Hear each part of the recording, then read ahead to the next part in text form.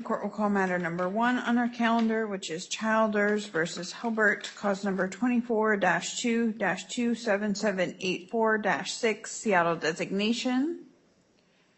All right, let's start with the petitioner. Could you please unmute and state your full name and date of birth? My name is Nicholas Alexander Childers, date of birth December 8th, 1989. All right, thank you. And then to respondent, could you unmute and state your full name and date of birth? Clifford Helbert, August 2nd, 1981. All right, thank you. All right, so we're here on Mr. Childers' request for an anti-harassment protection order. I know last time we were here, Mr. Childers requested a continuance. The court had also instructed respondent to file his declarations signed under penalty of perjury. It does appear to this court that Mr. Helbert did file those declarations under penalty of perjury on January 2nd. So I'm going to start by asking the petitioner, Mr. Childers, are you ready to proceed today? I am, Your Honor. All right. And Mr. Helbert, are you ready to proceed today? Absolutely. All right, and Mr. Helbert, let me just confirm, did you receive the 3 video exhibits that the petitioner provided? Yes, he sent it to me on the day after Christmas. Okay, all right. So for the record, the court did consider those 3 video exhibits. They were petitioners exhibits 1 through 3, and the court will admit those into evidence. I also have reviewed everything that is in the court file. I'm going to start by swearing both of you in. So I'll start with Mr. Childers. Could you please raise your right hand and let me know when it's raised? Go ahead, Your Honor. All right. Do you swear or affirm any testimony you give today will be the truth, the whole truth, and nothing but the truth? Yes, Your Honor. All right. Thank you. You can put your hand down. All right. And then Mr. Helbert, could you please raise your right hand and let me know when it's raised? Go ahead. Do you swear or affirm any testimony you give today will be the truth, the whole truth, and nothing but the truth? Yes, Your Honor. All right, thank you. You can put your hand down. All right, again, this is a request for an anti-harassment protection order. In order for the court to grant the request for the protection order, I have to find that the petitioner has proven by what's called a preponderance of the evidence, meaning that it's more likely than not that the respondent committed acts of unlawful harassment as defined by the statute, which is RCW 7105. And that includes a knowing and willful course of conduct directed at a specific person that seriously alarms, annoys, harasses, or is detrimental to such person and serves no legitimate or lawful purpose, or a single act of violence, or a threat of violence directed at a specific person that seriously alarms, annoys, harasses, or is detrimental to such person and serves no legitimate or lawful purpose. The way the hearing will work is I will hear first from Mr. Childers, and then I'll turn to Mr. Helbert for any response. And then Mr. Childers, because you are the petitioner, you will have an opportunity for a reply after hearing from the respondent. All right, so Mr. Childers, go ahead when you're ready. If you want to let me know why you're requesting the protection order, if there's anything else you'd like me to know about your request. So I was a victim of a hate crime attacked by respondent Helbert while attempting to serve due process in a separate, unrelated medical malpractice case. Respondent lies and commits perjury in multiple statements along with their partner Tony Davis, falsely claiming that my partner Matthew Goldman and I were harassing staff at Optum Clinic in Snohomish and creating a scene. Respondent makes false claims in attempt to obscure true intent, committing a hate crime with biological assault and physical battery in a quote-unquote, by definition, terroristic attack in order to use force to intimidate, coerce, and cause physical and psychological harm to myself and my partner Matthew Goldman while we were attempting to serve due process in an unrelated medical malpractice case. The current evidence, while substantial and all telling, is incomplete without the already subpoenaed recordings on respondent's phone and without the interior security footage from Optum Clinic in Snohomish. Respondent still has not provided court-ordered submission of recorded digital media they refer to in multiple statements, including statements made under oath. Respondent's various acts of perjury in this case are clear in all video evidence submitted by petitioner's party, and between the obvious willingness to lie under oath, the failure of Snohomish sheriffs and Snohomish courts to secure a person with a history and pattern of violence that genuinely threatened to murder me and even implied rape threats, the violent past of theirs stretching back to Illinois for aggravated kidnapping, domestic battery, aggravated battery with great bodily harm, and burglary, we humbly request this order to have myself and my partner, Matthew Goldman, protected until Snohomish secures a trial. All right, thank you. All right, Mr. Helbert, this is your opportunity for any response. I did review both your declaration and the declaration of Ms. Davis for the hearing today, but if there's anything you'd like me to know. I feel like this is an attempt by Mr. Childers to get me to not go to court to press charges, the felony charges that he has pending in Snohomish County. All right, is there anything else you'd like me to know? Yeah. Snohomish County doesn't do Zoom calls. So when Mr. Childers said he's hiding in his house afraid of me, he's lying. He actually came here and went physically to a courtroom. So he's lying. And all this needs to end. All of this is translating to harassment. I'm just waiting for Snohomish County. And it sounds like, Mr. Helbert, there are charges pending in Snohomish County. Is that your understanding? Yes, ma'am. All right. All right, is there anything else you'd like me to know?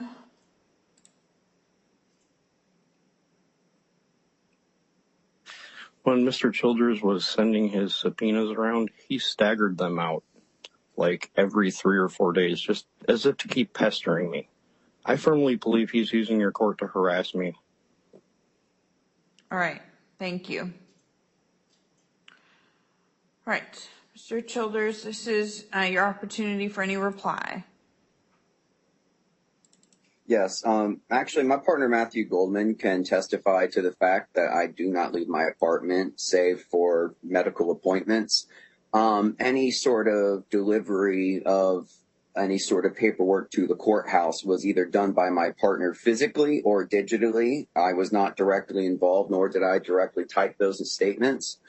The felony he refers to is a charge falsely put on me by Snohomish cops in a future 1983 case against said officers.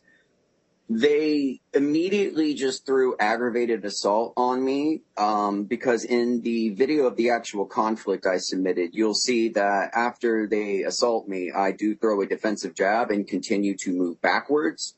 I move backwards because I am retreating from the conflict, attempting to end it. I only swung once out of self-defense because they were moving forward towards me and I wasn't going to, allow them to attack further. I had already retreated to my vehicle on the opposite side of the vehicle from Mr. Helbert and his vehicle. So the fact that he came around and got in my face, I mean, I'm not the aggressor here, period. The videos speak for themselves.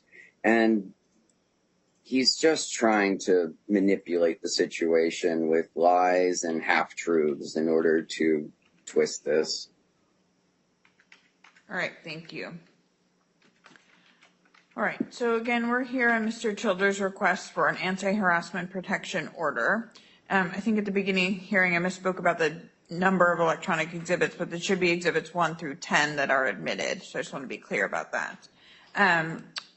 Here, the protection order stems around an incident that happened outside Optum Care in Snohomish County back in July, I believe it was. And the court has reviewed the statements of both parties regarding this incident, as well as the videos that were submitted of this incident. Here, the court wants to be very clear that this case is separate from any criminal case. And the court is looking at something different than a criminal court is looking at. Here again, as I stated, the court is looking at whether the petitioner has proven by what's called a preponderance of the evidence that the respondent engaged in any acts of unlawful harassment, which includes a single act of violence.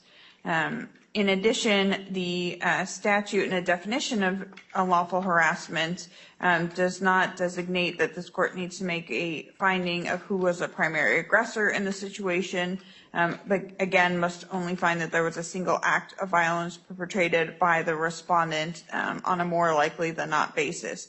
Here, after viewing the video of the incident, I do find on a more likely than not basis that the respondent engaged in an act of violence, which included spitting on the petitioner as well as engaging in some punching.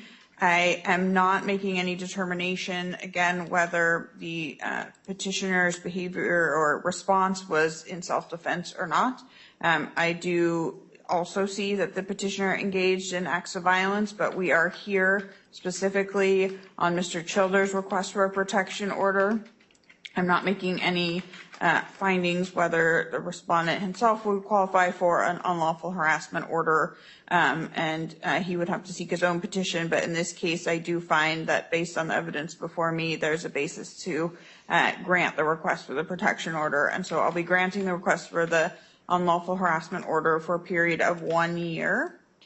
And I'll go through what the limitations will be on that protection order. So again, it will be in place for 1 year, which is until January 8th of 2026.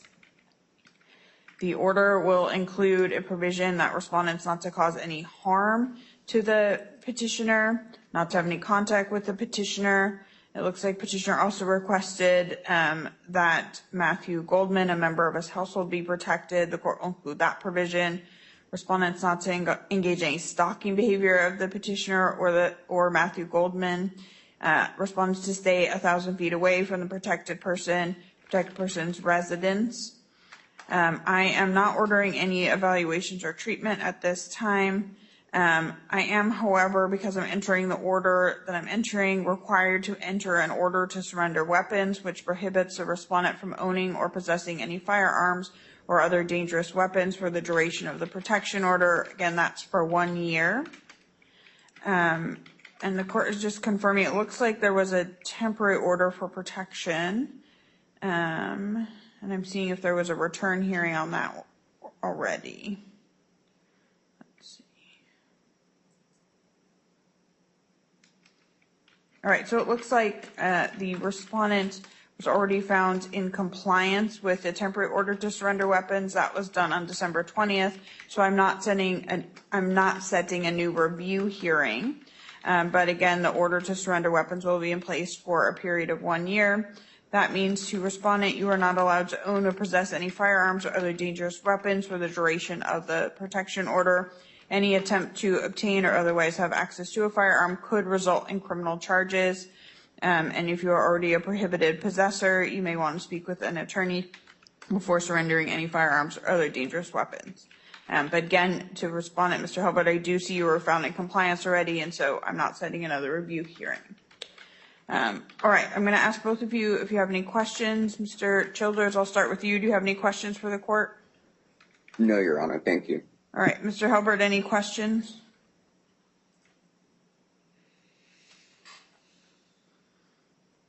All right, and it does look like Mr. Helbert has left the Zoom, so that will conclude this hearing. We will email copies of the orders I signed to both parties as soon as we are able. That'll conclude this hearing. Mr. Childers, you can sign off the Zoom. Thank you, Your Honor. Have a good day. Your Honor, we will need Mr. Childers' email. Mr. Childers, can you send I think he signed off.